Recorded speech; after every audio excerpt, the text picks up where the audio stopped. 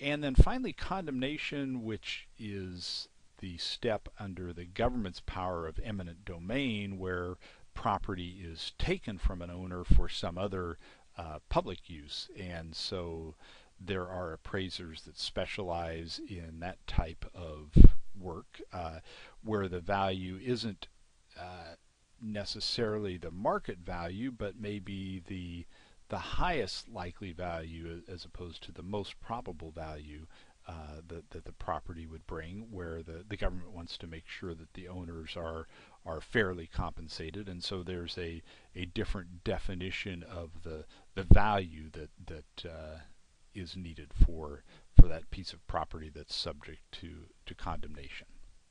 The other kind of appraisal assignment that's not mentioned here specifically is leasing or rental values. So as we'll learn, real estate consists of a number of types of ownership, and so fee simple ownership is full control, but you may take a piece of property that you own and lease it to someone else, and an appraiser can be called upon to say what's the market value of this property if it was rented.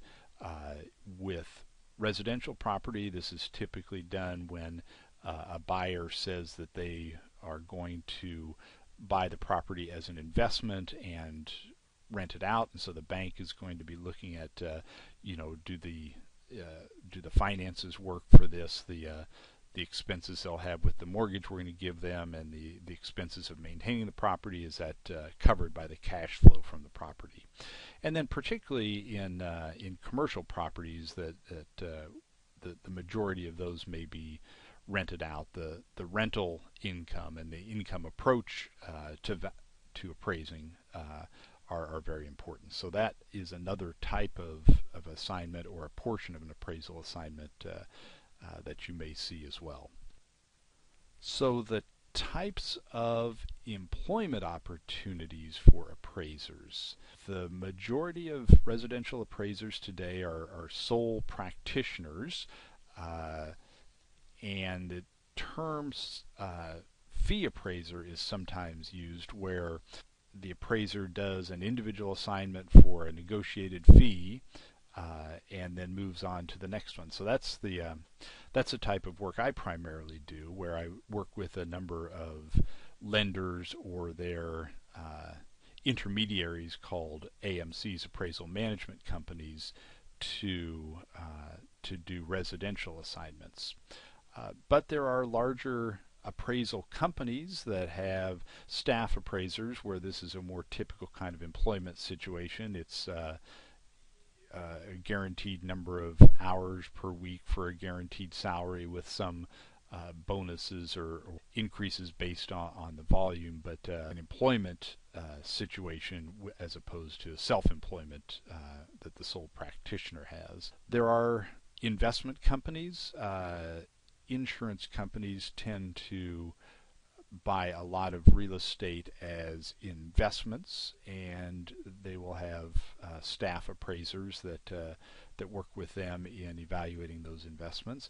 And then certainly government agencies, as we mentioned before, the eminent domain work, where the government agency may be taking land to build highways, railroads, that kind of thing, or to acquire and manage properties that the government uses, office buildings, those kind of things.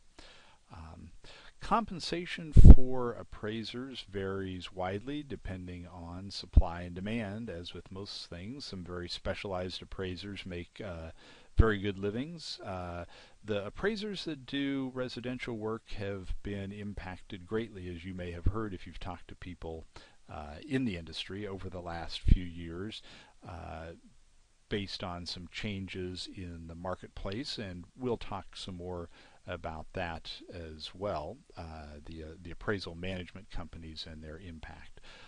But essentially you could say that the compensation for appraisers is based on the time and the expertise required to complete the appraisal services. And as we'll talk about, there's some forms of compensation that absolutely are not allowed for appraisers. For example, a percentage of the appraised value, where there then becomes a conflict of interest. The appraiser is interested in getting the value as high as possible, so the compensation is as high as possible. And as that should be obvious, that is not the kind of situation you want the appraiser in, particularly if you're on the other side of the transaction and interested in it being as low as possible. And as we'll again discuss, typically an appraiser goes into a situation where there's two parties involved. One wants to see the value as high as possible and one as low as possible, and so our role as appraisers is to be impartial, unbiased, and objective in giving that opinion. The next area of Chapter 1 talks about licensing and certification for appraisers. FIRREA, F-I-R-R-E-A, is the, as you can see there, Financial Institutions Reform, Recovery, and Enforcement Act of 1989. Appraisers that were in the business before 1989 recognize the impact of this piece of legislation. Those that have come in since then had not seen how significantly the industry and appraising changed.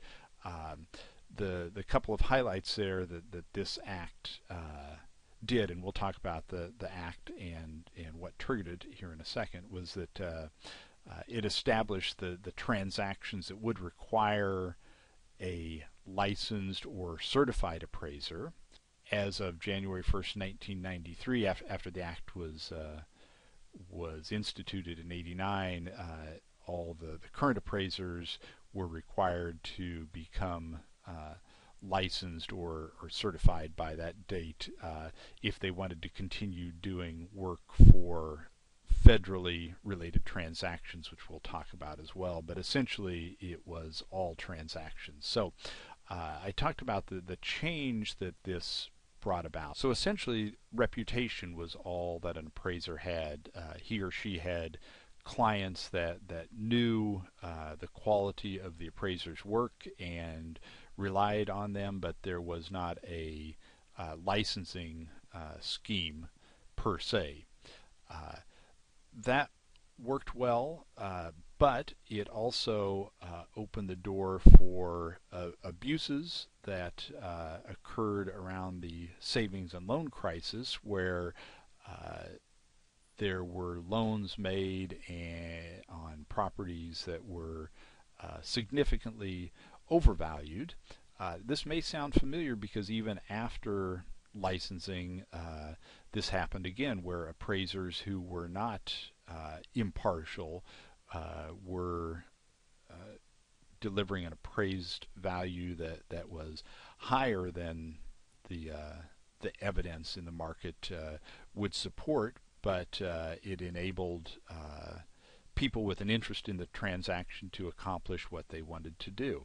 Reforms of 1989 instituted licensing. The reforms more recently in 2006, 7, 8 also made some changes that we'll talk about to the industry in terms of the requirements on appraisers and on the parties in the transaction. So as I mentioned earlier, the Act FIRREA created licensing and the license levels.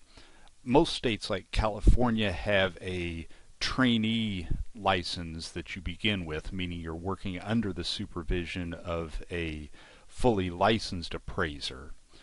After that, the levels are licensed and then certified and general.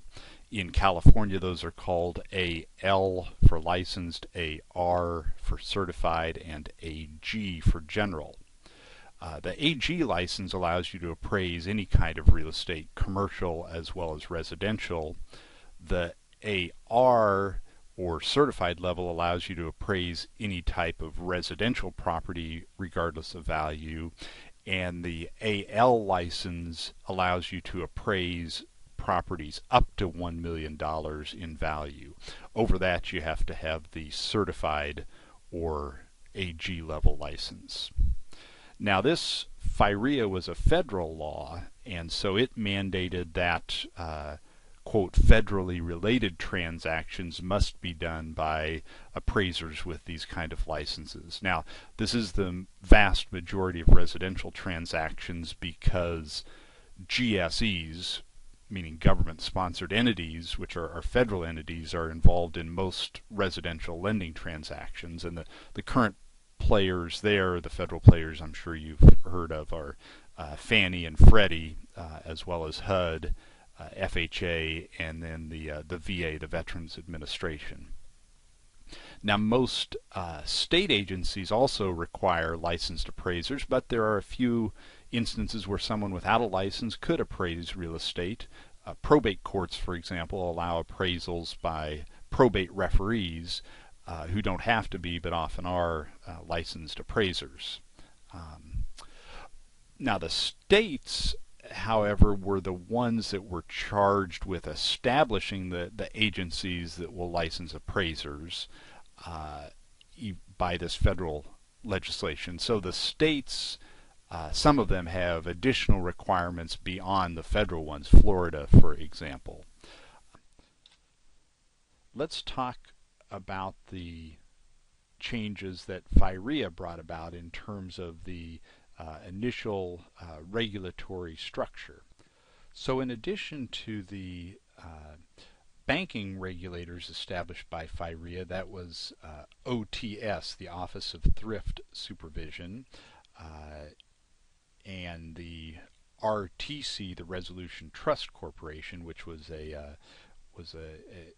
short-term agency that was established to liquidate the real estate that the failed savings and loans had on their books. In addition to those agencies, the Act, FIRREA, established several, or a group, the Appraisal Foundation, with 2 and soon to be 3 boards underneath it that applied to appraisers. So the Appraisal Foundation currently has 2 boards. The Appraiser Qualification Board that sets the minimum qualifications for appraiser licensing and certification. Most recently in 2008 there were some significant changes made to increase the amount of education required, and there's more being discussed. And then the Appraisal Standards Board, or ASB is the acronym it's known by, that defines the appraisal terms used and sets the minimum requirements for appraisal reports. This primarily through USPAP, USPAP, the Uniform Standards of Professional Appraisal Practice. There is another board that's in the process of being established, appraisal practices, that will look to establish some best practices that can be used as a reference point. But the impact for appraisers of this is that essentially all the appraisal work that's done today needs to be done by a licensed or certified appraiser. Even though the Appraisal Foundation and these boards don't make laws, they mandate the requirements that other agencies, and the primary ones for residential work are Freddie and Fannie, who buy or insure almost all residential loans, can require that appraisals be done by state licensed or certified appraisers. And so one of the links in the Chapter 1 section on the Angel System is a link to the California Office of Real Estate Appraisers, and